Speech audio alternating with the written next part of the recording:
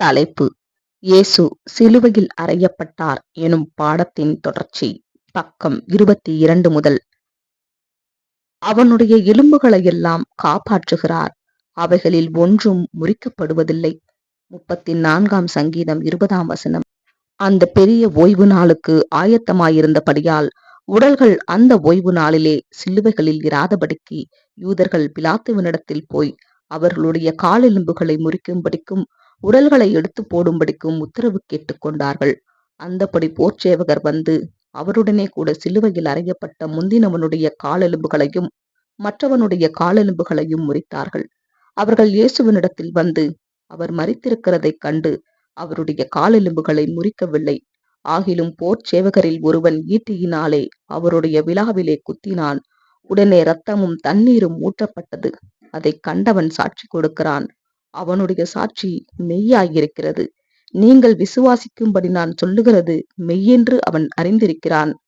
அவருடைய எலும்புகளில் ஒன்றும் முறிக்கப்படுவதில்லை என்கிற வேத வாக்கியம் நிறைவேறும்படி இவைகள் நடந்தது. அல்லாமலும் தாங்கள் குத்தினவரை நோக்கி பார்ப்பார்கள் என்று வேறொரு வேத வாக்கியம் சொல்லுகிறது. யோவான் 19ஆம் அதிகாரம் 31 முதல் 37 வசனங்கள்.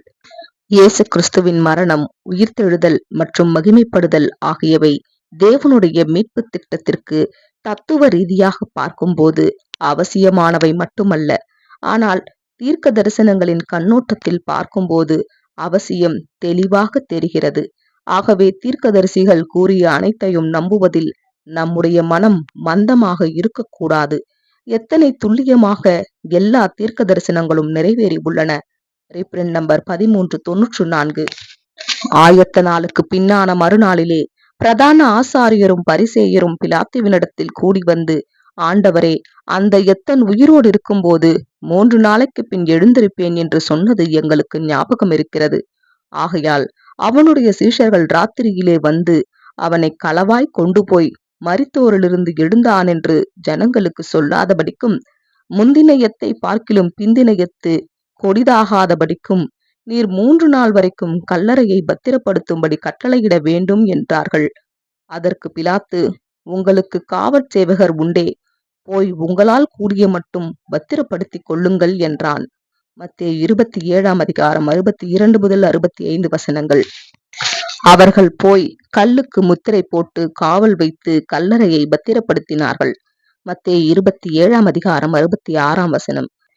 சீஷர்கள் கர்த்தருடைய சரீரத்தை திருடிவிடக் கூடாது என்பதற்காக கல்லறைக்கு முத்திரையிட்டு காவல் அமைத்தது பற்றிய விவரம் யூதர்களின் மதத் தலைவர்கள் முற்றிலும் குருடர்களாக இருந்ததை தெளிவாக காட்டுகிறது. நம்முடைய கர்த்தரின் குணாதிசயங்கள், கிரியைகள் மற்றும் போதனைகள் அவர்கள் மீது எவ்வித செல்வாக்கும் ஏற்படுத்தவில்லை. அவர்கள் இயேசு யார் என்பதையும், மரித்து 3ஆம் நாளிலே உயிர்த்தெழுவேன் என்று அவருடைய கணிப்பு நிறைவேறுவது பற்றியோ அவர்களுக்கு சிறிதளவு கூட சந்தேகம் எழவில்லை.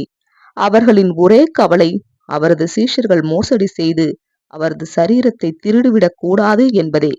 ஆயினும் அவர்களின் தீய சந்தேகங்களை ஆண்டவர் நன்மைக்காக மாற்றினார்.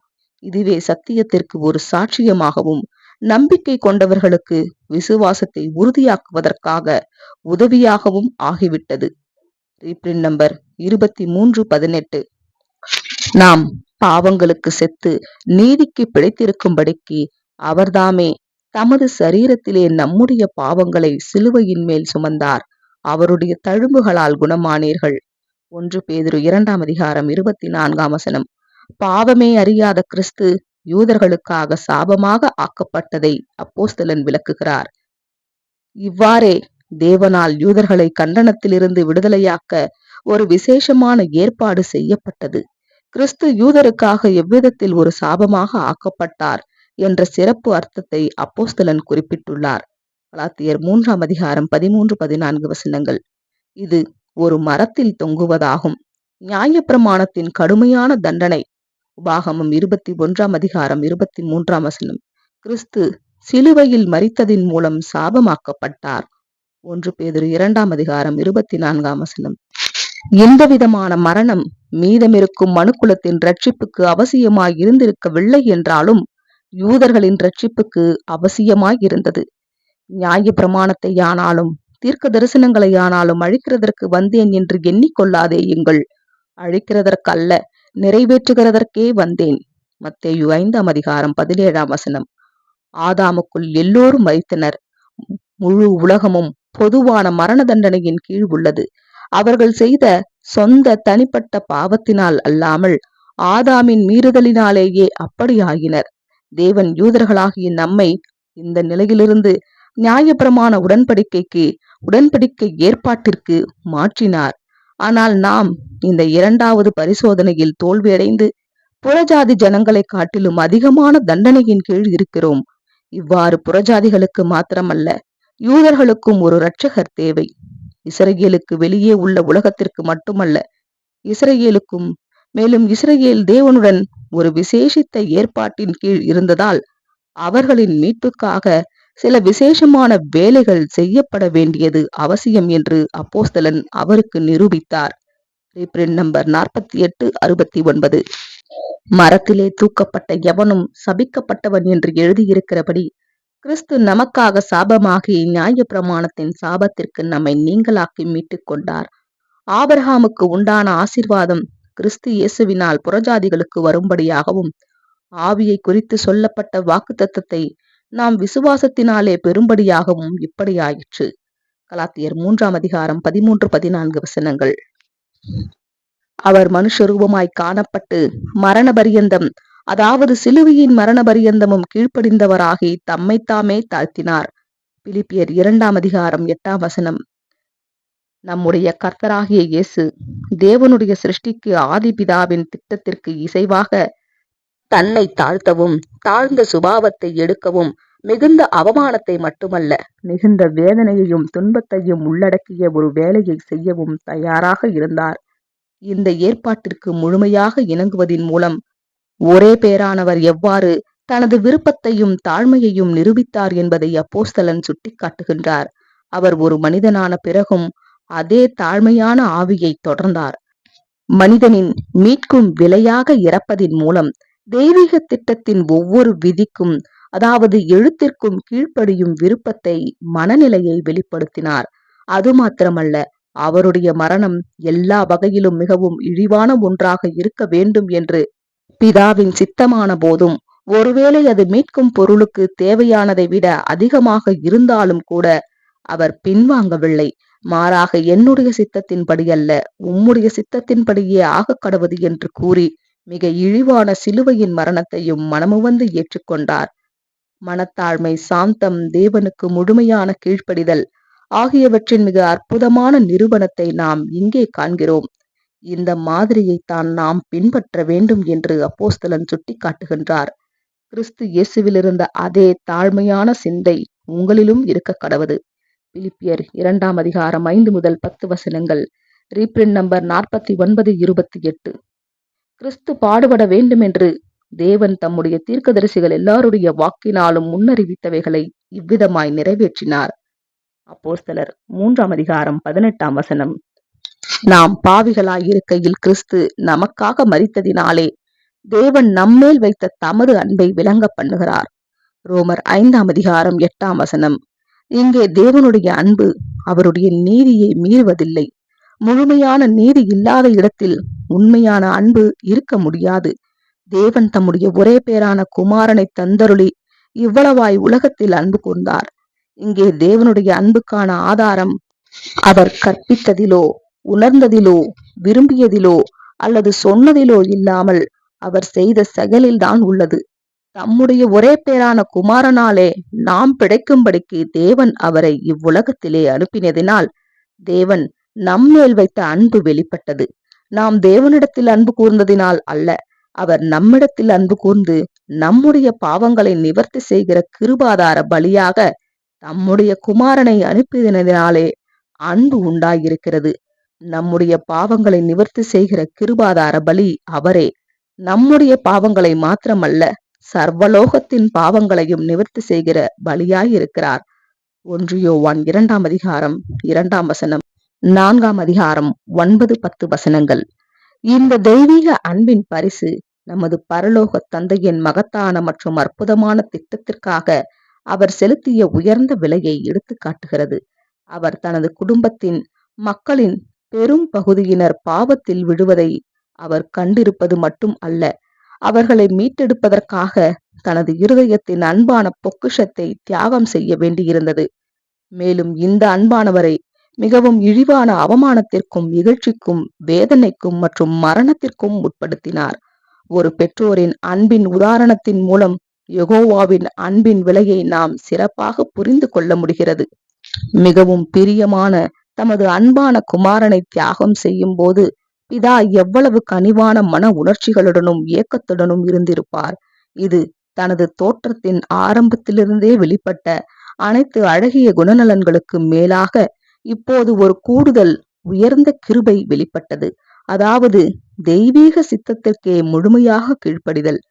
பாதை, வலி மற்றும் அவமானம் நிறைந்ததாக இருந்தாலும் கூட அவர் அதை தாமாகவே முழுமையாக ஏற்றுக்கொண்டார்.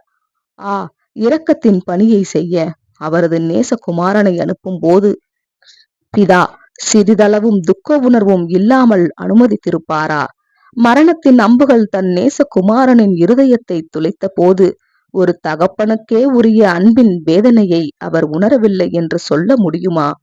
நமது அன்பின் கர்த்தர், என் ஆத்துமா மரணத்திற்கு ஏதுவான துக்கம் கொண்டிருக்கிறது என்றும், மறுபடியும் என் பிதாவே, இந்த பாத்திரம் என்னை விட்டு நீங்க கூடுமானால் நீங்கும்படி செய்யும், ஆகிலும் என் சித்தத்தின்படியல்ல உம்முடைய சித்தத்தின்படியே ஆக கடவது என்றும் கூறிய போது அது நித்தியமானவரின் தேவனின் இருதயத்தில் இரக்க உணர்வை எழுப்பவில்லையா?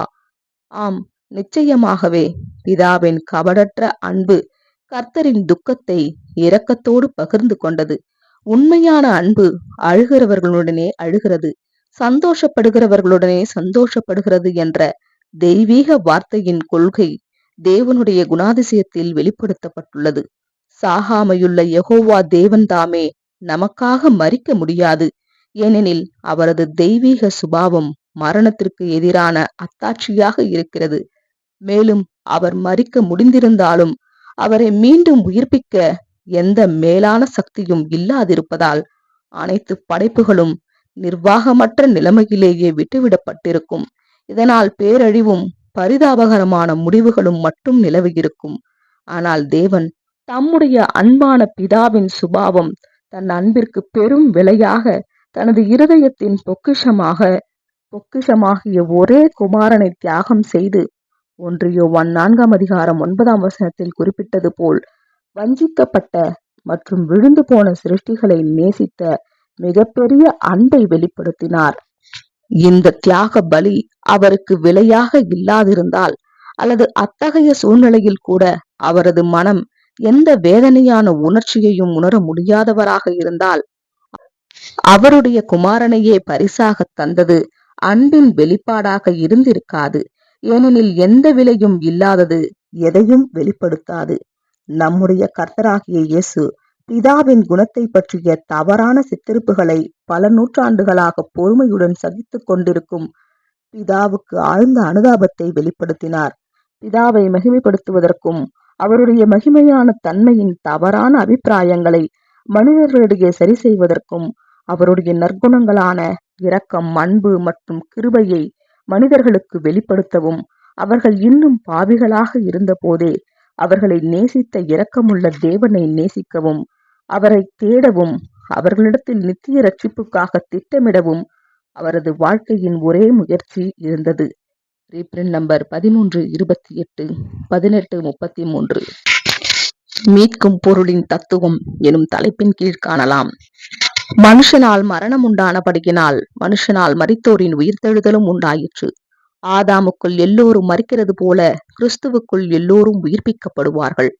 1 கொரிந்தியர் 15:21-22 நம்முடைய கர்த்தருடைய மரணத்தை பற்றிய உண்மைகள் சுவிசேஷத்தின் ஒரு பகுதியாக தெளிவாக எடுத்துரைக்கப்படுவது நல்லது என்றால், கர்த்தருடைய ஜனங்கள் அனைவரும் இந்த மரணத்தின் உண்மையினையும் அதன் அவசியத்தையும் ஆதாமின் மீட்புக்கான ஈடுகட்டும் அல்லது அதற்கு ஏற்ற விலையாக அதன் மதிப்பையும் முழுமையாக அங்கீகரிக்க வேண்டும். ஆதாமுக்கு மரண தண்டனை விதிக்கப்பட்ட போது மறைமுகமாக அவருக்குள் இருந்த அனைவரின் மீட்பு ஒரே முறை செலுத்தப்பட்ட அந்த ஒரே பலியினால் அனைவரும் மீட்கப்பட்டனர். நம்முடைய கர்த்தருடைய மரணத்தின் உண்மை வேத வாக்கியங்களின் அறிக்கைகளால் முழுமையாக உறுதிப்படுத்தப்படுவது மட்டுமல்லாமல் அதில் கிறிஸ்தவரின் விசுவாசம் முழுமையாகவும் உறுதியாகவும் நிலைத்திருக்க வேண்டும் என்பது ஒரு உண்மையான கிறிஸ்தவரின் விசுவாசத்திற்கு முக்கியமானது. ஏனெனில் நம்முடைய கர்த்தரின் மரணம் அவருடைய ஜீவனின் முழுமையான அழிவாக இருந்தது என்பதை உணர்ந்தவர்களால் மட்டுமே அவரது மரணம் தந்தை ஆதாமின் தண்டனையை எவ்வாறு செலுத்தியது என்பதை புரிந்து கொள்ள முடியும். தந்தை ஆதாமின் தண்டனை, மரணம், அழிவு. இந்த தண்டனை அவரது சந்ததியினருக்கும் வந்தது. கிறிஸ்து நம் பாவங்களுக்காக மரித்தார். அவர் தந்தை ஆதாமுக்காக மற்றும் அதனுடன் ஆதாமின் மீறுதலின் மூலம் மரண தண்டனையின் கீழ் வந்த அனைவருக்காகவும் மரண தண்டனையை அனுபவித்தார். Reprint number 2476. Perfect man Adam, perfect man Jesus. தேவன் ஒருவரே, தேவனுக்கும் மனுஷருக்கும் மத்தியஸ்தரும் ஒருவரே.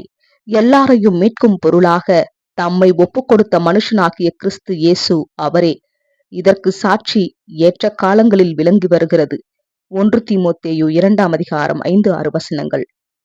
ஒருவேளை இயேசு தம்முடைய முதலாம் வருகையின் போது மனிதனாக தோற்றம் மாத்திரம் எடுத்துக்கொண்டு மாம்சம் எனும் திரைக்கு பின்னாக உண்மையில் ஓர் ஆவியின் ஜீவியாகத்தான் இருந்து வந்திருப்பாரானால் இன்காரினேட் அவரால் மீட்பராக இருந்திருக்கவே முடியாது. இயேசு மனிதனாக காணப்பட்டார். அந்த வார்த்தை மாம்சமாகி நமக்குள்ளே வாசம் பண்ணினார் என்பதுதான் வேத வாக்கியங்கள் சொல்லுகின்றதே ஒழிய அவர் மனிதனாக காணப்படுவது போன்று நடித்தார், பாவனை செய்தார் என்பதாக சொல்லுகிறதில்லை. யோவான் 1ஆம் அதிகாரம் 14ஆம் வசனம். மனிதனுக்கான மீட்பர் ஆவதற்கு அவர் ஒரு மனிதனாகுவது அவசியமாயிருந்தது. அவர் மனிதன் போன்று நடிப்பவராக இருக்க முடியாது. அவர் உண்மையிலேயே ஒரு மனிதன் ஆகிட வேண்டும். இல்லையேல் அவரால் ஆதாமிற்கான மீட்கும் பொருள் விலைக்கிரயமாகிட முடியாது. ஏனெனில் திவ்ய நியாய பிரமாணமானது ஜீவனுக்கு ஜீவன், கண்ணுக்கு கண், பல்லுக்கு பல், கைக்கு கை, காலுக்கு கால் கொடுக்கப்பட வேண்டும் என்று முன்வைக்கின்றதாயிருக்கின்றது. உபாகமம் 19ஆம் அதிகாரம் 21ஆவது வசனம். மீட்கும் பொருள் கிரேக்கில் ஆன்டிலூட்ரான் எனும் வார்த்தையானது சரிநிகர் சமான விலையினை குறிக்கின்றதாயிருக்கின்றது. ஆகையால் இயேசு உண்மையிலேயே பரலோக மகிமையினை விட்டு வந்தார். விட்டு வந்தது போல் அவர் நடிக்கவில்லை. ஐஸ்வர்யவானாய் இருந்த அவர் நம் பொருட்டு தரித்திரரானார். ஆகையால் அவர் உண்மையிலேயே மனிதனாகத்தான் காணப்பட்டார். அவர் தம்மை யோர்தானில் அர்ப்பணித்த போது அவர் பூரணமான மனிதராக காணப்பட்டார். ஆதாமிற்கான ஒரே சரிநிகர் சமானமான விலையாக காணப்பட்டார்.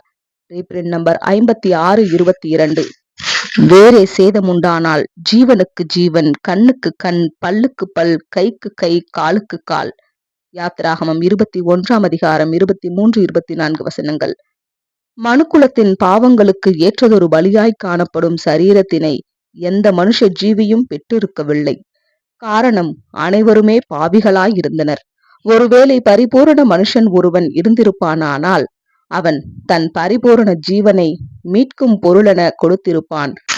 ஆனால் பரிபூரண மனுஷர் எவருமே இல்லை. ஆகையால் சங்கீதங்களின் புஸ்தகத்தில் சொல்லப்பட்டது போன்று ஒருவனாவது தன் சகோதரன் நிமித்தம் மீட்கும் பொருளை தேவனுக்கு செலுத்தவும் கூடாதே. 49ஆம் சங்கீதம் 7-8 வசனங்கள். ஆகையால் பரிபூரண நிலையினை உடைய ஒருவரை, மனுஷருக்கு அவசியமானதை ஒப்புக்கொடுக்கும் ஒருவரை கண்டுபிடிப்பது தேவனுக்கு அவசியமாயிருந்தது. கர்த்தர் நியாய பிரமாணத்தின் வாயிலாக அவரது பிரமாணங்கள் ஜீவனுக்கு ஜீவனையும், கண்ணுக்கு கண்ணையும், பல்லுக்கு பல்லையும் எதிர்பார்க்கின்றது என்றும், நீதியினுடைய இந்த அடிப்படை கொள்கையின்படியே தேவன் இந்த காரியத்தில் செயலாற்றுவார் என்றும் நமக்கு காண்பிக்கின்றார். ஆகையால் பாவம் செய்தது மனுஷனாக இருக்கின்றபடியினால் ஒரு தேவதூதனின் மரணம் என்பது மனுஷனுக்கான மீட்பின் கிரயமாக இருக்க முடியாது. அது சரிநிகர் சமான விலையாக காணப்பட வேண்டும். இழந்து போனது மனுஷ ஜீவனாக இருக்கிறபடியினால் மீட்பிற்கான விலையாக ஒரு மனுஷ ஜீவனே கொடுக்கப்பட வேண்டும். யூத காலங்களில் செய்யப்பட்டு வந்தது போன்று காளைகளும் ஆடுகளும் அடிக்கப்படுவது என்பது போதுமானதல்ல. ஏனெனில் இவைகள் அப்போஸ்தலன் விவரிப்பது போன்று தேவன் ஏற்ற காலங்களில் ஏறெடுக்க நோக்கம் கொண்டுள்ள விசேஷித்த பலிகளுக்கான நிழல்களாகவும் அடையாளங்களாகவும் மாத்திரம் காணப்பட்டது. ஆகையால் மனுஷனாகிய கிறிஸ்து இயேசு உதவி செய்யும்படிக்கு வந்தார் என்று அப்போஸ்தலன் நமக்கு தெரிவிக்கின்றார். அவர் பரலோக சுபாவத்தினுடைய மகிமையை துறந்து மனுஷ சுபாவத்தினை எடுத்துக்கொண்டார். இப்படி அவர் செய்ததற்கான காரணம் நம்முடைய மீட்பராகும் பொருட்டு அதை பலி செலுத்துவதற்கே ஆகும். ஏனெனில் பாவம் செய்த மனுஷனை, ஆதாமை மீட்க ஒரு மனுஷனுடைய மரணத்தினை நீதி கேட்டது. நம்பர் 44:26. ஆகையால் ஒரே மீறுதலினாலே எல்லா மனுஷருக்கும் ஆக்கினைக்கு ஏதுவான தீர்ப்பு உண்டானது போல, ஒரே நீதியினாலே எல்லா மனுஷருக்கும் ஜீவனை அளிக்கும் நீதிக்கு ஏதுவான தீர்ப்பு உண்டாயிற்று. அன்றியும் ஒரே மனுஷருடைய கீழ்ப்படியாமையினாலே அநேகர் பாவிகளாக்கப்பட்டது போல, ஒருவருடைய கீழ்ப்படிதலினாலே அநேகர் நீதிமான்களாக்கப்படுவார்கள். ரோமர் 5:18-19 யெகோவாவின் முதல் மகத்தான மற்றும் அற்புதமான நியாய தீர்ப்பின் பணி 4000 ஆண்டுகளுக்கு பிறகு மற்றும் ஒரு மகத்தான மற்றும் அற்புதமான பணியால் பின்தொடரப்பட்டது. அதாவது மீட்பின் பணி. ஒரு மனிதனின் தியாக பலியின் மூலம் ஆதாமின் குலத்தை சேர்ந்த கோடிக்கணக்கானோரை மீட்கும் இந்த பணி எவ்வளவு மிக பெரியது! இந்த செயல் எவ்வளவு மகத்தானது மற்றும் அற்புதமானது! மேலும் எவ்வளவு நியாயமானதும் மற்றும் உண்மையானது! மேலும் தெய்வீக நீதி மற்றும் அன்பின் ஒவ்வொரு அம்சத்துடனும் எவ்வளவு முழுமையாக இசைந்திருக்கிறது! மீட்கும் பொருளின் தத்துவம் கூட கர்த்தருடைய ஜனங்களுக்கு தெளிவுபடுத்தப்பட்டுள்ளது. ஒரே மீறுதலினாலே எல்லா மனுஷருக்கும் ஆக்கினைக்கேற்ப தீர்ப்பு உண்டானது போல, ஏற்ற காலத்தில் பாவங்களுக்கான ஒரே பலியாக, அதாவது எல்லாரையும் மீட்கும் பொருளாக தம்மை ஒப்பு கொடுத்த மனுஷனாகிய கிறிஸ்து இயேசு அவரின் பலியினால் பாவத்திற்கான தண்டனையை செலுத்த முடிந்தது. 1 தீமோத்தேயு 2:5-6 ரோமர் 5:12 ரோமர் 5:18-19 இது ஒரு மகத்தான மற்றும் அற்புதமான செயல் அல்லவா? தெய்வீக நீதி மற்றும் அன்பின் வெளிப்பாட்டின் நீளத்தையும் அகலத்தையும் உயரத்தையும் ஆழத்தையும் உணர்ந்தவர்கள் மோசேயின் பாட்டையும் ஆட்டுக்குட்டியானவருடைய பாட்டையும் பாடாமல் இருக்க முடியுமா? அதை கேட்க காதுகள் உள்ள அனைவரும், சர்வ வல்லமையுள்ள தேவனாகிய கர்த்தாவே, தேவரீருடைய கிரியைகள் மகத்துவமும் ஆச்சரியமுமாயிருக்கின்றன. பரிசுத்தவான்களின் ராஜாவே, தேவரீருடைய வழிகள் நீதியும் சத்தியமுமாயிருக்கின்றன என அறிவிப்பதைத் தவிர வேறு எதையும் செய்ய முடியாது. நம்பர் 27:13 அப்படியே மனுஷகுமாரனும் ஊழியம் கொள்ளும்படி வராமல் ஊழியம் செய்யவும் அநேகரை மீட்கும் பொருளாக தம்முடைய ஜீவனை கொடுக்கவும் வந்தார் என்றார். மார்க் 10:45 இயேசு கிறிஸ்து பிரசன்னமாகும் வரை ஜீவனும் அழியாமையும் வெளியரங்கமாக்கப்படவில்லை. 2 தீமோத்தேயு 1:10 ரட்சிப்பின் மாபெரும் செய்தியானது முற்காலங்களில் மறைமுக அறிகுறியாக மட்டுமே சுட்டிக்காட்டப்பட்டது. ஆனால் ஏற்ற சமயத்தில் இயேசுவினால் அது தெளிவாக வெளிப்படுத்தப்பட்டது. ஆதாம் இழந்து போன ஜீவனுக்கு நிகரான தம்முடைய ஜீவனை மீட்கும் பொருளாக தரும் பொருட்டு அவர் வந்தார். ஒரு மனிதனால் மரணம் உண்டானது போல ஒரு மனிதனால் மரித்தோருடைய உயிர்த்தெழுதலும் உண்டாக வேண்டும் என்ற இந்த முழு ஏற்பாட்டின் அழகை நாம் காண்கிறோம். ரோமர் 5:19 எழுதப்பட்டுள்ளதைப் போல, ஒருவருடைய கீழ்ப்படியாமையினால் அநேகர் பாவிகளானது போல் ஒருவருடைய கீழ்ப்படிதலினால் அநேகர் நீதிமான்களாக்கப்படுவார்கள். அவர்கள் அனைவரும் மரண தீர்ப்பிலிருந்து விடுதலை பெறுவார்கள். மேலும் இறுதியில் உயிர்த்தெழுதலையும் அடைவார்கள். கிறிஸ்துவுக்குள்ளான இந்த ஏற்பாட்டின்படி முதலில் அதன் பலனை அடைபவர்கள் சபை வகுப்பாரே ஆவர். நாம் புதிதான ஜீவனுடையவர்களாக நடந்து கொள்ளும்படி அவரோடு கூட எழுப்பப்பட்டிருக்கிறோம் என்று அப்போஸ்தலன் கூறுகிறார். தேவன் தாம் வாக்குத்தத்தம் செய்திருக்கிறபடி உயிர்த்தெழுதலை முழுமையாக நிறைவேற்றுவார் என்பதில் நாம் விசுவாசம் வைத்திருக்கிறோம். நாம் மரிக்கக்கூடாது என நாம் உரிமை கோர முடியாது. அவ்வாறு கோருவது வேத வசனங்களுக்கும் எல்லா உண்மைகளுக்கும் முரணானதாகும். அதற்கு மாறாக நாம் மரிப்போம் என்பதை ஏற்றுக்கொள்ளுவோம்.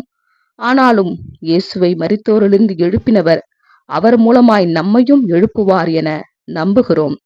யாரெல்லாம் தற்காலத்தில் தம்மிடத்தில் விசுவாசம் உள்ளவர்களாக உள்ளார்களோ அவர்கள் தேவனோடு ஒப்புரவாகும்படி இயேசு முழு உலகத்தின் பாவத்திற்காக ஒரு பாவ நிவாரணத்தை ஏற்படுத்தி இருக்கிறார். அதன் பின்பு உலக மனுக்குலம் கிறிஸ்துவின் ஒப்புரவாகுதலின் ஊழியத்தின் பலனை படிப்படியாக பெற்றுக்கொண்டு தேவனோடு சீர்பொருந்தும் வாய்ப்பை பெறுவர். நம்பர் 54:18. மீட்கும் பொருளும் பாவ நிவாரணமும் ஒன்று என்று நாம் எண்ணிக்கொள்ளக்கூடாது. பாவ நிவாரண பலிகள் என்பது ஈடுபலி அல்ல என்பதை நாம் நினைவில் கொள்ள வேண்டும். ஈடுபலி என்பது பாவ நிவாரண பலிகள் அல்ல என்பதையும் நாம் நினைவில் கொள்ள வேண்டும். இவைகள் வெவ்வேறான இரண்டு காரியங்களாகும். நம்பர் 44:26. சகல பரிபூரணமும் அவருக்குள்ளே வாசமாயிருக்கவும் அவர் சிலுவையில் சிந்தின இரத்தத்தினாலே சமாதானத்தை உண்டாக்கி பூலோகத்தில் உள்ளவைகள் பரலோகத்தில் உள்ளவைகள் யாவையும் அவர் மூலமாய் தமக்கு ஒப்புரவாக்கிக் கொள்ளவும் அவருக்கு பிரியமாயிற்று. கொலோசையர் 1:19-20. ஆம், அவருடைய இரத்தம் நம்முடைய பாவ மன்னிப்பிற்கான அடிப்படையாக அமைந்தது. அது நமக்காக சமாதானத்தை ஏற்படுத்தி ஒப்புரவுக்கான வழியை திறந்ததோடு தண்டிக்கப்பட்ட குற்றவாளிகளின் நிலைமையிலிருந்து நம்மை மீட்டு தேவனுடைய குடும்பத்தில் மீண்டும் பிள்ளைகளாக மாற்றியது. மாபெரும் அப்போஸ்தலன் பவுல் இதை தெளிவாக சொல்லுகிறார். கொலோசையர் 1:20, எபிரேயர் 9:12, 10:19, 13:12, ரோமர் 3:25, 5:9, எபேசியர் 1:7, 2:13, கொலோசையர் 1:4 மற்றும் அப்போஸ்தலர் 20:28-31. அதே போல மாபெரும் அப்போஸ்தலர் பேதுருவும் இதை உறுதியாக கூறுகிறார். 1 பேதுரு 1:2, 19. அன்பான அப்போஸ்தலன் யோவானும் கூட இதற்கு சாட்சி அளிக்கிறார். 1 யோவான் 1:7, வெளிப்படுத்தல் 1:5, 5:9, 7:14. பரிசுத்த ஆவியினால் ஏவப்பட்ட 43 சாட்சியங்கள் ஒருங்கிணைந்து அறிவிக்கின்றன. நமது கர்த்தர் தமது இரத்தத்தை தனக்காகவோ அல்லது அனைத்து மனிதர்களுக்கும் ஒரு உதாரணமாகவோ சிந்தவில்லை. அதாவது எல்லா மனிதர்களும் தங்கள் இரத்தத்தை சிந்தி பரிபூரணத்தை அடைய வேண்டும் என்று காட்டவில்லை. ஆனால் இரத்தம் எதை அடையாளப்படுத்துகிறது? அவருடைய இரத்தமே சகல பாவங்களையும் நீக்கி நம்மை சுத்திகரிக்கிறது. இரத்தம் உயிராயிருக்கிறது. ஆதியாகமம் 9:4-6. மாம்சத்தின் உயிர் இரத்தத்தில் இருக்கிறது. நான் அதை உங்களுக்கு பலிபீடத்தின் மேல் உங்கள் ஆத்துமாக்களுக்காக ஜீவனுக்காக பாவ நிவர்த்தி செய்யும்படிக்கு கட்டளையிட்டேன். ஆத்துமாவிற்காக பாவ நிவர்த்தி செய்கிறது இரத்தமே. பலி செலுத்தப்பட்ட ஜீவன். லேவியராகமம் 17:11, 14. இரத்தம் எதை குறிக்கிறது என்பதற்கான தேவனுடைய வரையறையை ஏற்றுக்கொள்வதின் மூலம் அனைத்து பலிகளிலும் அதே போல நம்முடைய கர்த்தராகிய இயேசு அளித்த அனைவருக்குமான ஒரே பலி சம்பந்தமாக ஏற்படும் அனைத்து குழப்பங்களும் நீங்கி விடுகின்றன. இரத்தம் ஜீவனை குறிக்கிறது. அதே நேரத்தில் இரத்தம் சிந்தப்படுவது ஜீவனை இழப்பதை, மரணத்தை குறிக்கிறது. எனவே அடிக்கப்பட்ட ஆட்டுக்குட்டி, சுத்திகரிக்கும் ஆட்டுக்குட்டியின் இரத்தம், கிறிஸ்துவின் விலையேற பெற்ற இரத்தம் போன்ற வெளிப்பாடுகள் சொல்லர்த்தமான ஆட்டுக்குட்டியையோ அல்லது சொல்லர்த்தமான இரத்தத்தையோ குறிக்கவில்லை. மாறாக இது கிறிஸ்துவின் மரணத்தையே குறிக்கின்றன. உண்மைதான், நமது கர்த்தரின் விழாப்பக்கம் உண்மையில் துளைக்கப்பட்டு இரத்தம் பாய்ந்தது. ஆனாலும் அவர் தம்முடைய இரத்தத்தினால் நம்மை மீட்டுக் கொண்டார்.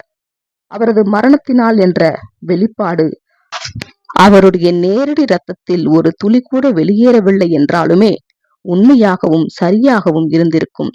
ஏனெனில் அது அவருடைய மரணத்தின் மூலம், அதாவது அவருடைய ஜீவனின் தியாகத்தின் மூலமாக அல்லது ஜீவனின் இழப்பின் மூலம் நம்மை மீட்டுக் கொண்டார் என்பதை சுட்டிக்காட்டுகின்றது.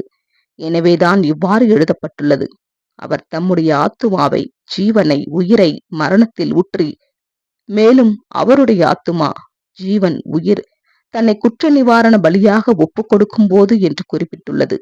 ஏசாயா 53:12, 53:10. இரத்தம் நிறைந்த ஒரு ஊற்று உள்ளது. இம்மானுவேலின் நரம்புகளிலிருந்து எடுக்கப்பட்டது. பாவிகள் அந்த வெள்ளத்தில் மூழ்கினால் அவர்களுடைய பாவ கரைகள் அனைத்தும் நீங்கிவிடும். இப்பாடல் தீர்க்கதரிசியின் சிந்தனையை நன்றாகவும் அழகாகவும் வெளிப்படுத்துகிறது. அந்நாளிலே பாவத்தையும் அழுக்கையும் நீக்க தாவீதின் குடும்பத்தாருக்கும் எருசலேமின் குடிகளுக்கும் திறக்கப்பட்ட ஒரு ஊற்று உண்டாயிருக்கும். சகரியா 13:1 ரீப்ரிண்ட் நம்பர் 1229. நான் பூமியிலிருந்து உயர்த்தப்பட்டிருக்கும் போது எல்லோரையும் என்னிடத்தில் இழுத்துக் கொள்ளுவேன்.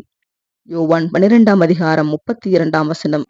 இந்த வசன பகுதி தெளிவாகவும் திட்டவட்டமாகவும் கூறுகிறது. இங்கு குறிப்பிடப்பட்ட உயர்த்தப்படுதல் என்பது சிலுவையில் உயர்த்தப்படுதலை குறிக்கிறது. அவர் தாம் இன்னவிதமான மரணமாய் மரிக்கப் போகிறார் என்பதை குறிக்கும்படி இப்படி சொன்னார். இந்த வசனத்தை கர்த்தர் கூறியபடி எடுத்துக்கொண்டால் அது கிறிஸ்துவின் சிலுவை முழு மீட்பு திட்டத்தின் மையமாக அமைகிறது. இதுவே கர்த்தர் நினைத்த விதமாகவும் வேதத்தின் அனைத்து இடங்களிலும் சுட்டிக்காட்டப்பட்ட விதமாகவும் உள்ளது. மீட்பு திட்டத்தின் மையம் கிறிஸ்துவின் சிலுவையே. நம்முடைய ஆண்டவர் சிலுவையில் அறையப்படுவது, உயர்த்தப்படுவது, மரணம் அடைவது என்பது தெய்வீக திட்டத்தின் அடிப்படையில் இருந்த அவசியமாகும். உலகத்தின் பாவத்தை சுமந்து தீர்க்கும் தேவ ஆட்டுக்குட்டியான கிறிஸ்துவின் மரணமே மனிதர்களை தேவனோடு இசைவுக்கு கொண்டு வரக்கூடிய ஒரே வழியாக இருந்தது. இதன் மூலம் மனுக்குலத்தை இழுத்து கொள்ளுவது அவரது மரணத்திலும் சிலுவையில் உயர்த்தப்படுவதிலும் தான் முழுமையாக சார்ந்திருக்கிறது என்பதை தெளிவாக பார்க்க முடிகிறது. Reprint number 1054. ஏனெனில் கிறிஸ்துவும் நம்மை தேவனிடத்தில் சேர்க்கும்படி அநீதியுள்ளவர்களுக்கு பதிலாக நீதியுள்ளவராய் பாவங்களின் நிமித்தம் ஒரு தரம் பாடுபட்டார். அவர் மாம்சத்திலே கொலையுண்டு ஆவியிலே உயிர்ப்பிக்கப்பட்டார். 1 பேதுரு 3:18. அநீதியுள்ளவர்களுக்கு பதிலாக நீதியுள்ளவராய் நமது கர்த்தர் மரித்த போது அவர் நம்மை தேவனிடத்தில் கொண்டு சேர்த்திடவே இப்படி செய்தவரானார். சபையாகிய நம்மை தேவனிடத்தில் கொண்டு சேர்த்திடுவதற்காக மட்டுமல்லாமல் தேவனிடத்தில் சேருவதற்கு விரும்பிடும் மனுக்குலத்தார் அனைவரையும் கூட தேவனிடத்தில் கொண்டு சேர்த்திடுவதற்காக இப்படி செய்தவரானார். ஆனால் அவரது மரணம் நம்மை தேவனிடத்தில் கொண்டு சேர்த்திடவில்லை. அவருடைய மரணம் என்பது விலைக்கிரயத்தை கொடுத்து வைத்த லேடவுன் காரியமாக மாத்திரமே இருந்தது மற்றும் விலைக்கிரயத்தை முதலாவது கண்டுபிடிப்பது அவசியமாயிருந்தது. உதாரணத்திற்கு, உங்களுக்கு கடன் இருக்கின்றது என்று வைத்துக் கொள்ளுங்கள். $5000 கடன் என்று வைத்துக் கொள்ளுங்கள். இன்னுமாக $5000 விலை மதிப்புள்ளதும் உங்களால் விற்க முடிகிறதுமாகிய சொத்து ஒன்றினை பெற்றிருக்கிறீர்கள் என்றும் வைத்துக் கொள்ளுங்கள். அந்த சொத்தினை விலை மதிப்பதென்பது உங்களது கடனிற்கு சரிநிகர் சமமாக இருக்கின்றது. சொத்தின் விலையினை மீட்கும் பொருளென பெற்றுக்கொள்ளத்தக்கதாக அச்சொத்தினை விற்று விடுகின்றீர்கள். ஆனால் சொத்தை விற்றவுடன் உங்கள் கடன் ரத்தாகிறதில்லை. நீங்கள் சொத்தை விற்க மாத்திரம் செய்து தொகையை மட்டும் பெற்றிருக்கிறீர்கள். இதை பிற்பாடுதான் கொண்டு போய் கடனுக்கு கட்டி தீர்ப்பீர்கள். இப்படியாகவே நமது கர்த்தருடைய மரணத்தின் பலனும் காணப்படுகின்றது. அவர் அநீதியுள்ளவர்களுக்கு பதிலாக நீதியுள்ளவராக மரித்த போது அவர் சரிநிகர் சமான விலை ஒன்றினை கொடுத்து வைத்தார். ஆகையாலே ஒரு மனுஷனுடைய கீழ்ப்படியாமையினால் பாவம் உலகத்திற்குள் பிரவேசித்தது என்று, பாவத்தின் விளைவாக மரணம் வந்தது என்றும் தெரிவிக்கப்பட்டுள்ளது. இப்படியாக மரண தண்டனையும் இதனைத் தொடர்ந்து வருபவைகளும் ஆதாமின் சந்ததியின் மேல் வந்தது. ஏனெனில் அனைவருமே பாவ நோயினால் பாதிக்கப்பட்டிருந்தனர் மற்றும் அனைவரும் மரண தீர்ப்பின் கீழ் காணப்பட்டனர். நம்மை மீட்கும் பொருட்டாக நமது கர்த்தர் நமக்கான ஈட்டுக்கிரயத்தினை தனது சொந்த ஜீவனை கொடுத்து வைத்தார். அந்த ஈட்டுக்கிரயமானது ஆதாமிற்கு அல்லது ஆதாமின் சந்ததியில் உள்ள எந்த அங்கத்தினனுக்கும் அல்லது அனைவருக்குமே போதுமான ஒரு கிரயமாக இருந்தது. இதை அவர் பிற்பாடு செயல்முறைப்படுத்துவார். ஒரு நபருக்காக இருப்பினும் இந்த கிரய அளவை காட்டிலும் குறைவாய் செலுத்த முடியாது. ஒருவேளை கர்த்தர் ஒரே ஒரு நபரை மட்டும் மீட்டெடுக்கவும் மீதமுள்ள நம் அனைவரையும் விட்டுவிடவும் நோக்கம் கொண்டிருந்தாலும் இதற்கும் அவர் ஜீவனே எடுக்கப்படும் மற்றும் இதற்கு குறைவாக எதுவும் எடுக்கப்பட முடியாது. ஏனெனில் மனுஷனுடைய ஜீவன் பறிமுதல் செய்யப்பட்டுள்ளது மற்றும் மனுஷனுடைய ஜீவனே தண்டனையை சந்திக்க அவசியமாயிருக்கும். இந்த ஆக்கினை தீர்ப்பானது ஒரு மனுஷனாகிய ஆதாம் மூலமாய் வந்துள்ளபடியால் ஒருவருக்குரிய தண்டனையை சந்திப்பது என்பது முழு மனுஷ குடும்பத்தினையும் உள்ளடக்குவதாக எடுத்துக்கொள்ளலாம். இப்படியாக மீட்பை பற்றின இந்த மாபெரும் உபதேசத்தினுடைய கொள்கையினை நாம் காண்கிறோம். மற்றும் தேவன் தம் குமாரனுடைய ஒரே பலியினை கொண்டு தம் சொந்த நீதியினுடைய கணக்கினை கட்டி தீர்த்தவராய் இருக்கத்தக்கதாக எப்படி காரியங்களை திட்டமிட்டிருந்தார் என்பதையும் நாம் காண்கிறோம். நம்பர் 44:26. சிலுவையை பற்றின உண்மையான கண்ணோட்டமானது இயேசுவை சபையின் போதகராகவும் சபைக்கு தலையாகவும் சபையாகிய மணவாட்டிக்கு மணவாளனாகவும் அடையாளம் கண்டு கொள்ளுகின்றதாயிருப்பினும் அது கர்த்தர் தம்முடைய போதகராக இருப்பதற்கும் பின்னர் உலகிற்கு ராஜாவாக இருப்பதற்கும் உள்ள அதிகாரத்தை மாத்திரம் பெற்றுக்கொள்ளாமல் அதே பலியின் மூலம் அதே ஈடுபலி எனும் விலைக்கிரயம் மூலம் சபையையும் உலகத்தையும் கூட வாங்கினார் என்றும் சாபமாகிய மரணத்தீர்ப்பிலிருந்து சகல மனுக்குலத்திற்கான விலையையும் கூட பெற்றுக்கொண்டார் என்றும் இவ்விதமாக தேவன் நீதியுள்ளவராகவும் அதே சமயம் இயேசுவை விசுவாசிக்கிறவர்களை நீதிமானாக்குகிறவராகவும் இருப்பதற்கு ஏதுவாக்கிற்று என்றும் அடையாளம் கண்டு கொள்ளுகின்றதாயிருக்கும்.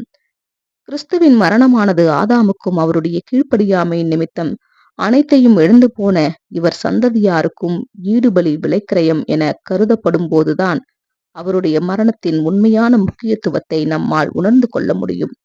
மேலும் தெய்வீக ஏற்பாட்டின்படியாக மரணத்திற்குள்ளான ஞானஸ்நானமானது நமது கர்த்தரால் தவிர்க்கப்பட முடியாது என்பதையும் புரிந்து கொள்ளலாம். அதே சமயம் அவருடைய மகிமையான மணவாட்டி வகுப்பாரில் அங்கங்களாக இருக்கும் அனைவரும் அவரோடு கூட இந்த மரணத்திற்குள்ளான ஞானஸ்தானத்திலும் கண்டிப்பாக பங்கடைய வேண்டும் என்பதையும் அவருடைய இரத்தம் சிந்தப்படாமல் பாவ மன்னிப்போ தேவனுடன் ஒப்புரவாக்கப்படுதலோ மரணத்தினின்று உயிர்த்தெழுதலோ நித்திய காலமாய் ஜீவன் பெற்றுக் கொள்ளுவதற்கான வாய்ப்போ இருப்பதில்லை என்பதையும் நம்மால் காண முடிகின்றது. இப்படிப்பட்ட சரியான கண்ணோட்டத்தை நமக்கு முன் கொண்டிருப்போமே ஆனால் கல்வாரியில் நடைபெற்றதான நமது அருமையான மீட்பருடைய பாடுகளின் நிமித்தம் நாம் அனுதாப உணர்வு கொள்ளுவதோடு அவர் கடைசி வரையிலும் உண்மையாய் இருந்தது நிமித்தம் சந்தோஷமும் அடைகிறோம்.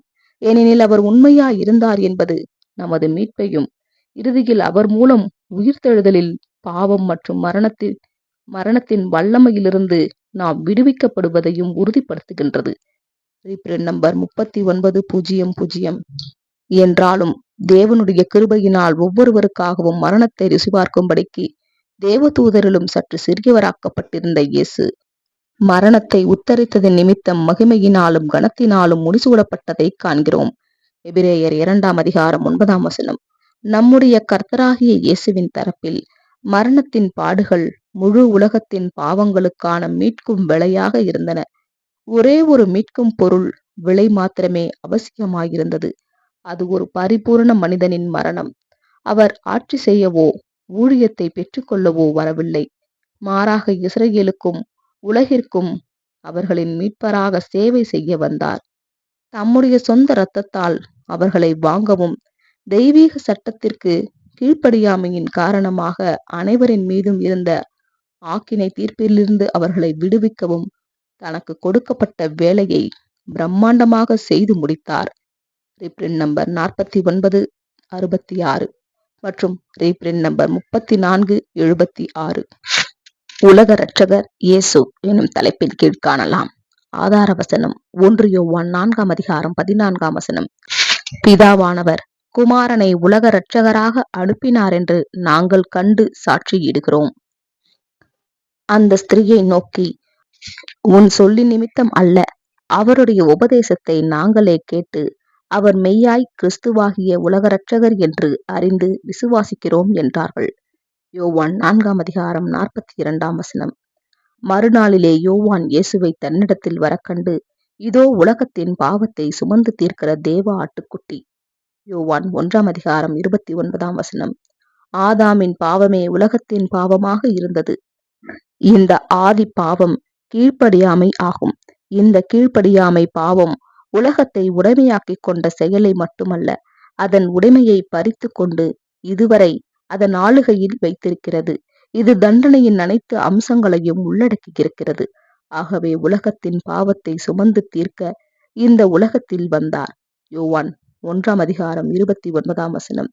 அவர் தமது ஜீவனை கொடுத்து ஆதாமுக்கான சரிசமமான விலைக்கிரயமாக தன் ஜீவனை கொடுத்து பாவத்திலிருந்து விடுதலையை சாத்தியமாக்கினார். ஆதாம் பாவம் செய்த அந்த கணத்திலிருந்து பாவம் ஆதாமை உடைமையாக்கிக் கொண்டது. ஆதாம் பாவத்திற்கு கீழ்ப்படிந்த உடனேயே பாவத்தின் அடிமையாகிவிட்டார். இங்கே நீதி மற்றும் பாவம் என்கிற இரண்டு மாபெரும் கொள்கைகள் காண்பிக்கப்படுகிறது. பாவம் சோதனையை முன்வைத்து இந்த வழியை பின்பற்று என்று கூறியது. மேலும் ஆதாம் அந்த ஆலோசனைக்கு அடிபணிந்தவுடன் அவர் பாவத்தின் அடிமையாகிவிட்டார் மற்றும் தேவனோ அவரை தண்டனைக்கு ஒப்படைத்தார். ஆதாம் மனமுவந்து பாவத்திற்கு சேவை செய்ய தேர்ந்தெடுத்த போது தேவன் ஆதாமிடமிருந்து அவருடைய கரத்தை மாத்திரம் விலக்கிக் கொண்டார் என்று வேதாகமம் சுட்டிக்காட்டுகின்றது. நம்முடைய கர்த்தர் திருச்சபையின் பாவத்தை மட்டுமல்ல, உலகத்தின் பாவத்தை சுமந்து தீர்க்கும் தேவ ஆட்டுக்குட்டி. ஆனால் அவருடைய பணி இன்னும் முடிவடையவில்லை. இது விசுவாசிகளை பாவத்திலிருந்து விடுவிப்பதின் மூலம் தொடங்குகிறது. திருச்சபை மகிமைப்படுத்தப்பட்ட பின்னர் முழு உலகத்தின் பாவங்களும் நீக்கப்படும் போது அது முழுமையான நிறைவேற்றத்தை அடையும். இந்த முழு செயல்முறையின் மதிப்பு அல்லது புண்ணியம் நம்முடைய அன்பார்ந்த மீட்பரின் தியாக பலியில் இருந்தது. தெய்வீக திட்டத்தில் இந்த ஏற்பாடு இப்படி செய்யப்பட்டிருக்கிறது. ஏனெனில் இப்போது உலகத்தாருக்கு முன் நீதிமானாக்கப்பட்ட நாம் ஆண்டவரோடு ஐக்கியம் கொள்ளவும் அவர் அனுபவித்த பாடுகளிலும் தியாகத்திலும் பங்கு கொண்டு இறுதியில் மகிமையிலும் பங்கு கொள்ளலாம். மேலும் உலகத்தின் பாவங்களை நீக்குவதற்காக வழங்கப்படும் ஆசீர்வாதங்களை பகிர்ந்தளிப்பதிலும் நாம் பங்கு கொள்ளுகின்றோம். ரீப்ரிண்ட் நம்பர் 5356 மற்றும் ரீப்ரிண்ட் நம்பர் 3478. தேவன் தம்முடைய ஒரே பேரான குமாரனை விசுவாசிக்கிறவன் எவனோ அவன் கெட்டுப்போகாமல் நித்திய ஜீவனை அடையும்படிக்கு அவரை தந்தருளி இவ்வளவாய் உலகத்தில் அன்பு கூர்ந்தார். யோவான் 3:16. மீட்பராகிய கிறிஸ்துவுடன் தனிப்பட்ட உறவும் அவருடைய இரத்தத்தினால் உண்டாகும் மீட்பின் மீதான விசுவாசமும் அவருடைய ஆலோசனைகளுக்கு கீழ்ப்படிதலும் உள்ளவர்கள் மட்டுமே நித்திய ஜீவனை அடையும்படி தெய்வீக திட்டம் அமைக்கப்பட்டிருக்கிறது. இது உண்மையாக இருந்தால் புறஜாதியாரில் யாரும் இன்னும் ரட்சிக்கப்படவில்லை. இயேசு பூமிக்கு வருவதற்கு முன் வாழ்ந்தவர்களும் ரட்சிக்கப்படவில்லை. அதேபோல் திரளான ஜனங்களாகிய நமது நண்பர்கள், அண்டை வீட்டார் மற்றும் நம்முடைய சொந்த குடும்பத்தினரும் இன்னும் ரட்சிக்கப்படவில்லை. ஏனெனில் அவர்கள் இன்னும் இரட்சகரான இயேசுவுடன் முக்கியமான உறவிற்குள் வரவில்லை. குமாரனை உடையவன் ஜீவனை உடையவன், குமாரனை உடையாதவனோ ஜீவனை காண்பதில்லை. 1 யோவான் 5:12. யோவான் 3:36. இயேசு எல்லா மனுஷருக்காகவும் மரித்தார் என்றும் எல்லாரையும் மீட்கும் பொருளாக தம்மை ஒப்பு கொடுத்தார் என்றும் இதற்குரிய சாட்சி ஏற்ற காலங்களில் விளங்கி வருகிறது என்றும் பரிசுத்த பவுல் கூறுகிறார். 1 தீமோத்தேயு 2:5-6. இதற்குரிய சாட்சிக்கான தேவனுடைய ஏற்ற காலம் உலகிற்கு வெளியரங்கமாக இன்னும் வரவில்லை. இயேசு ஜீவனையும் அழியாமையும் சுவிசேஷத்தினாலே வெளியரங்கமாக்கும் பொழுது இந்த சாட்சியம் தொடங்கியது. நாம் வாசிக்கிறவாறு முதலாவது கர்த்தர் மூலமாய் அறிவிக்கப்பட்ட இவ்வளவு பெரிதான ரட்சிப்பு எபிரேயர் 2:3-4. அப்பொழுதிலிருந்து இங்கேயும் அங்கேயும் காதுள்ள சிலர் தேவனுடைய கிருபையையும் அவரது தெய்வீக பராமரிப்புகளையும் காண்கிறார்கள். உங்கள் கண்கள் காண்கிறதினாலும் உங்கள் காதுகள் கேட்கிறதினாலும் அவைகள் பாக்கியம் உள்ளவைகள் என்று இயேசு இவர்களை வாழ்த்துகிறார். மனுக்குலத்தில் திரளானவர்கள் காணவும் இல்லை, கேட்கவும் இல்லை. ஏனெனில் பரிசுத்த பவுல் கூறுவது போல நமது கர்த்தராகிய இயேசுவின் முகத்தில் உள்ள தேவனுடைய கிருபையின் மெய்யான ஒளியை அவிசுவாசிகளாகிய அவர்களுக்கு பிரகாசமாக இராதபடிக்கு இப்பிரபஞ்சத்தின் தேவனானவன் அவர்களது மனக்கண்களை குருடாக்கி இருக்கிறான். 2 கொரிந்தியர் 4:4-6. தேவன் இந்த குருட்டுத்தனத்தை அனுமதித்திருக்கிறார். ஆனால் அது சீக்கிரத்தில் முடிவுக்கு வரும் என்று அவர் அறிவிக்கிறார்.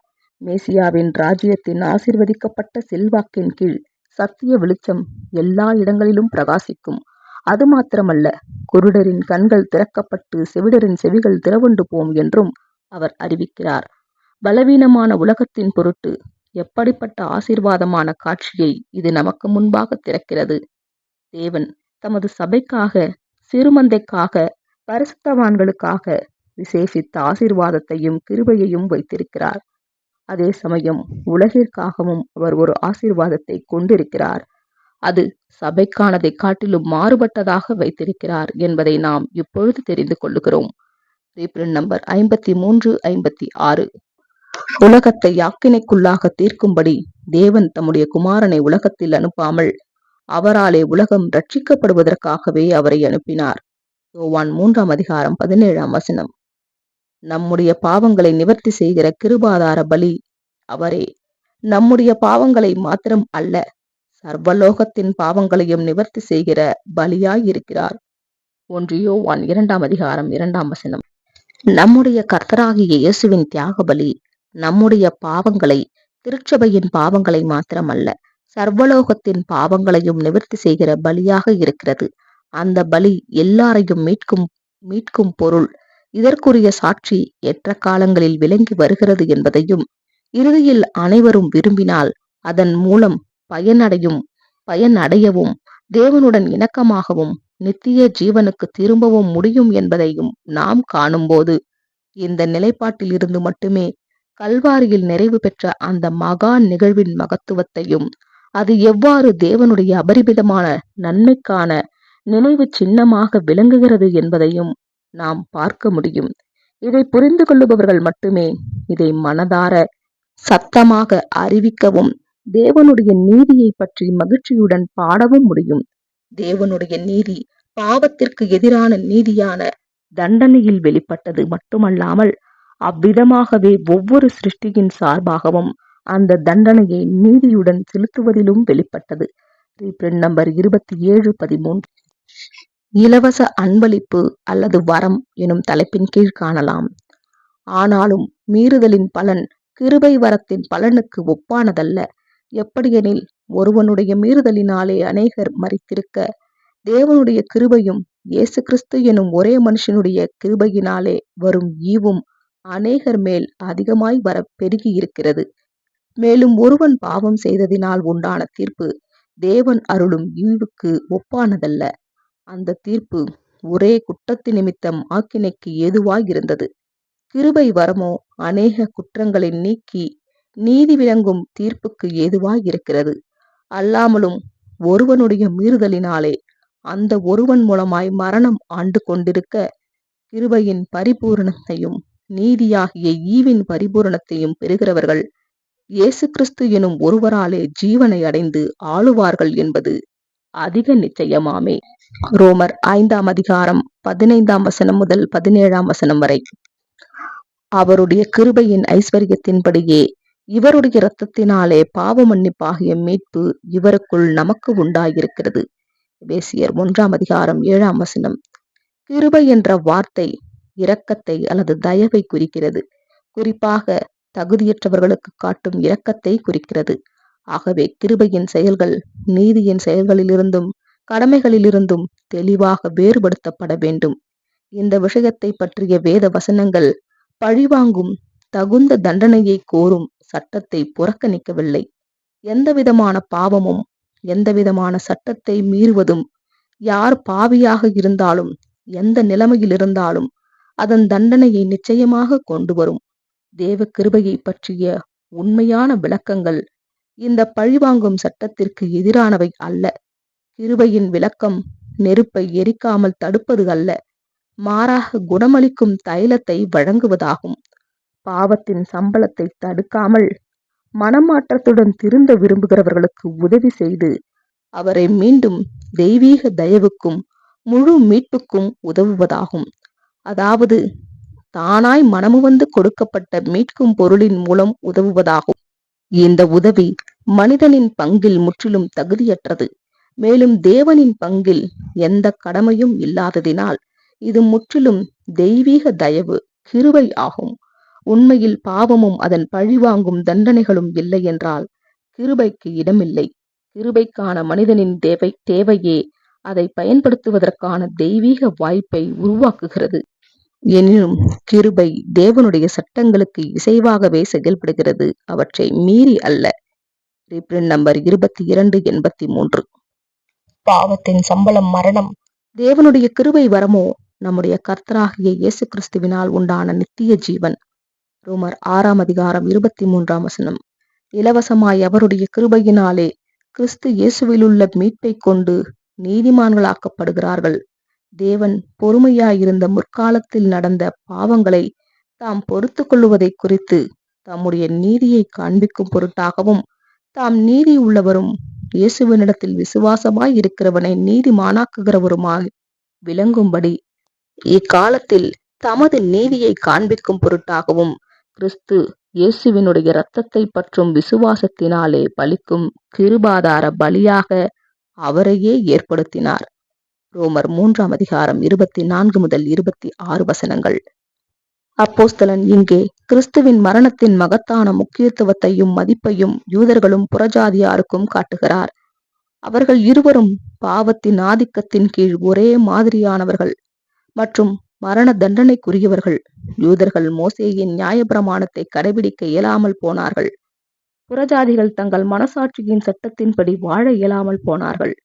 எனவே ஒவ்வொரு வாயும் தன்னை நீதிமானாக்காதபடி தடுக்கப்பட்டு உலகம் முழுவதும் தேவனுக்கு முன்பாக குற்றவாளியாக நிற்கிறது. யூதர்கள் நியாயப்பிரமாணத்தை வைத்திருப்பதின் மூலம் தங்களை தேவனுக்கு முன்பாக நீதிமான்கள் என்று வீணாக நம்பினார்கள். ஆனால் இதை அவர்கள் செய்ய முடியவில்லை என்பதை அப்போஸ்தலன் வெளிப்படுத்தினார். ஏனென்றால் அந்த சட்டம் அதன் கீழ் உள்ள அனைவருக்கும் கண்டனத்தை மட்டுமே கூறியது. அதன் ஒரே பணி பாவத்தை அவர்களுக்கு உணர்த்துவதும் மேலும் அவர்கள் எவ்வளவு குறைவாக இருக்கிறார்கள் என்பதை அவர்களுக்கு காட்டுவதே ஆகும். ஆனால் ரட்சிப்பு நியாயப்பிரமாணத்தின் மூலம் ஒருபோதும் வர முடியாது என்றாலும் தேவன் ஒரு வழியை ஏற்பாடு செய்துள்ளதை பற்றி பவுல் விளக்குகிறார். அந்த வழி நியாயப்பிரமாணத்திற்கு புறம்பாக மனிதர்கள் ரட்சிக்கப்படுவதற்கான வழியாகும்.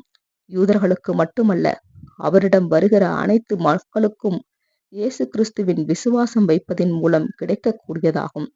தேவன் பொறுமையாயிருந்த முற்காலத்தில் நடந்த பாவங்களை தாம் பொறுத்து கொண்டதை குறித்து தம்முடைய நீதியை காண்பிக்கும் பொருட்டாகவும் தாம் நீதியுள்ளவரும் இயேசுவினிடத்தில் விசுவாசமாயிருக்கிறவனை நீதிமானாக்குகிறவருமாய் விளங்கும்படி இக்காலத்திலே தமது நீதியை காண்பிக்கும் பொருட்டாகவும் கிறிஸ்து இயேசுவினுடைய இரத்தத்தை பற்றும் விசுவாசத்தினாலே பலிக்கும் கிருபாதார பலியாக அவரையே ஏற்படுத்தினார். இந்த ரட்சிப்பின் ஒரே நிபந்தனை நன்றியோடும் விசுவாசத்தோடும் தேவன் நம்மிடம் எந்த தகுதியும் இல்லாமல் வழங்கும் இலவச பரிசாக அதை ஏற்றுக்கொள்ளுவதே ஆகும். இதன் மூலம் நாம் அனைவரும் பாவம் செய்து தேவனுடைய மகிமைக்கு தகுதியற்றவர்களாக இருக்கின்றோம் என்பதையும் நாம் நீதியான மரண தண்டனைக்கு உட்பட்டுள்ளோம் என்பதையும் நமக்கு ஒரு மீட்பர் தேவை என்பதையும் ஒப்புக்கொள்ளுகிறோம். அவ்வகையில் வேதாகமத்தின் ரட்சிப்பு திட்டம் நம்மிடமிருந்து எதிர்பார்ப்பது ஒன்று, மனிதனின் வீழ்ச்சி பற்றிய வேதாகம விளக்கத்தையும் அதனால் ஏற்படும் மரண தண்டனைக்கான நீதியான தீர்ப்பையும் ஒப்புக்கொள்ளுவது. 2, அந்த தண்டனையிலிருந்து நம்மை மீட்பதற்கான தேவனுடைய கிருபையை முழுமையாய் சார்ந்திருப்பது. 3, தேவன் நியமித்த வழிமுறையில் விசுவாசத்துடனும் அவருடைய தயவை நன்றியுடனும் தாழ்மையுடனும் ஏற்றுக்கொள்ளுவது. Reprint number 1582. அவர் முந்தி நம்மிடத்தில் அன்பு கூர்ந்தபடியால் நாமும் அவரிடத்தில் அன்பு கூறுகிறோம். 1 யோவான் 4:19 வசனம். தேவனோ இரக்கத்தில் ஐஸ்வர்யம் உள்ளவராய் நம்மில் அன்பு கூர்ந்த தம்முடைய மிகுந்த அன்பினாலே அக்கிரமங்களில் மரித்தவர்களாயிருந்த நம்மை கிறிஸ்துவுடனே கூட உயிர்ப்பித்தார். கிருபையினாலே ரட்சிக்கப்பட்டீர்கள். எபேசியர் 2:4-5 வசனங்கள். நமது மீட்பு நம்மில் உள்ள ஏதோ ஒன்றின் மூலம், அதாவது நல்ல தீர்மானங்கள், நல்ல செயல்கள் போன்ற ஏதோ ஒன்றின் காரணமாக தொடங்கவில்லை. நாம் நம்மை மேம்படுத்திக் கொள்ளவோ அவ்வாறு செய்ய போவதின் மூலம் தேவனின் பாராட்டை அடையவோ செய்யவில்லை. மாறாக நம்மை விடுதலையாக்கவும் மீட்டெடுக்கவும் தேவனே முதன்மையான தூண்டுதலாக இருந்தார். அவர் இரக்கத்தில் ஐஸ்வர்யம் உள்ளவர் என்பதால் அவருடைய குணத்தின் தன்மையின் கருணை அவரை நமக்கு உதவ தூண்டியது. அவர் தனது எல்லா பண்புகளிலும் ஐஸ்வர்யம் உள்ளவர். ஞானத்தில் ஐஸ்வர்யம் உள்ளவர், நீதியில் ஐஸ்வர்யம் உள்ளவர், வல்லமையில் ஐஸ்வர்யம் உள்ளவர், அன்பில் ஐஸ்வர்யம் உள்ளவர். ஆனால் இங்கே அன்பின் பண்பையும் அதனுடன் தொடர்புடைய இரக்கம் அல்லது கருணையையும் தான் அப்போஸ்தலன் எடுத்து கூறுகிறார். தேவனின் இரக்கத்தின் ஐஸ்வர்யத்தை பற்றிய இந்த உண்மையை நாம் இதயங்களில் ஆழமாக வேரூன்றி செய்வதும் உறுதியாக நிலைநிறுத்துவதும் எவ்வளவு அவசியமாக இருக்கிறது. அவருடைய சித்தத்தை அறியவும் நிறைவேற்றவும் விரும்பும் அனைவரிடமும் அவருடைய தாராள மனப்பான்மை, இரக்கம், அனுதாபம் மற்றும் இரக்கத்தை நாம் ஒருபோதும் சந்தேகிக்க கூடாது. இந்த அனுதாபமான அன்பு முழு உலகத்தின் மீதும் இருந்த போதிலும் அது இன்னும் பொதுவாக அறியப்படவில்லை, வெளிப்படுத்தப்படவில்லை. இது இன்னும் நடைமுறையில் உலகிற்கு முழுமையாக பயன்படுத்தப்படவில்லை. ஒட்டுமொத்த மக்களுடன் ஒப்பிடும்போது குறைந்த எண்ணிக்கையுடையவர்களுக்கே அது வெளிப்பட்டுள்ளது. Reprint number 3165. கிருபையினாலே விசுவாசத்தை கொண்டு ரட்சிக்கப்பட்டீர்கள். இது உங்களால் உண்டானதல்ல, இது தேவனுடைய ஈவு. எபேசியர் 2 அதிகாரம் 8 நமக்கு கிடைத்த இந்த ஆசீர்வாதங்கள் அனைத்தும் நமது தகுதியினாலோ அல்லது செயல்களினாலோ கிடைத்தவை அல்ல. மாறாக கிருபையினாலே நீங்கள் ரட்சிக்கப்பட்டீர்கள் என்ற தெய்வீக கிருபையினால் கிடைத்தவை. நாம் விசுவாசத்தினால் புதிய ஜீவனில் இந்த நிலையை அடைந்துள்ளோம். அதாவது ரட்சிக்கப்படத்தக்கதாக கருதப்படும் நிலையை அடைந்துள்ளோம். நாம் பாவத்தின் தண்டனையிலிருந்து விடுவிக்கப்பட்டோம். எதிராளியானவனுடைய இருளிலிருந்தும் வஞ்சகத்திலிருந்தும் ரட்சிக்கப்படுகிறோம். தேவனின் கோபத்திலிருந்து காப்பாற்றப்படுகிறோம். அதற்கு பதிலாக அவருடைய அன்பான தயவிற்குள் அழைக்கப்பட்டோம். முழுமையான மனமாற்றமும் கர்த்தருக்கான முழு அர்ப்பணிப்புடன் கூடிய ரட்சிப்பு எவ்வளவு மகத்தானது! இது நம்முடைய சிந்தைகள், வார்த்தைகள் மற்றும் செயல்களில் எவ்வளவு அற்புதமான மாற்றத்தை கொண்டு வரும்! ஆயினும் இது நமது ரட்சிப்பின் ஆரம்பமே. அல்லது இதனை விசுவாசத்தை கொண்டு ரட்சிக்கப்பட்டீர்கள் என அப்போஸ்தலன் வேறொரு இடத்தில் குறிப்பிடுகிறார். ரோமர் 8 அதிகாரம் 24 இப்போது கிருபையினால் இவ்வாறு ரட்சிக்கப்பட்ட போதிலும் நாம் இன்னும் கிருபையின் மூலம் மேலும் ஒரு ரட்சிப்புக்காக காத்திருக்கிறோம். நம்முடைய கர்த்தரும் இரட்சகருமான இயேசு கிறிஸ்து வெளிப்படும் போது உங்களுக்கு அளிக்கப்படும் கிருபைக்காக, ரட்சிப்புக்காக, அதுவே முதலாம் உயிர்த்தெழுதல். Reprint number 3165. தம்முடைய ஒரே பேரான குமாரனாலே நாம் பிழைக்கும்படிக்கு தேவன் அவரை இவ்வுலகத்திலே அனுப்பினதினால் தேவன் நம்மேல் வைத்த தமது அன்பு வெளிப்பட்டது.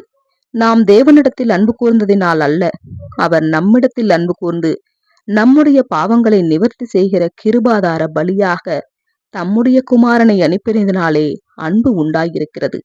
1 யோவான் 4 அதிகாரம் 9-10 நாம் பாவங்களில் மரித்தவர்களாயிருந்த போதும், நாம் சீர்கெட்டவர்களாயிருந்த போதும் தேவன் நம்மீது மிகுந்த அன்பு கொண்டிருந்தார் என்று அப்போஸ்தலன் நமக்கு உறுதியளிக்கிறார்.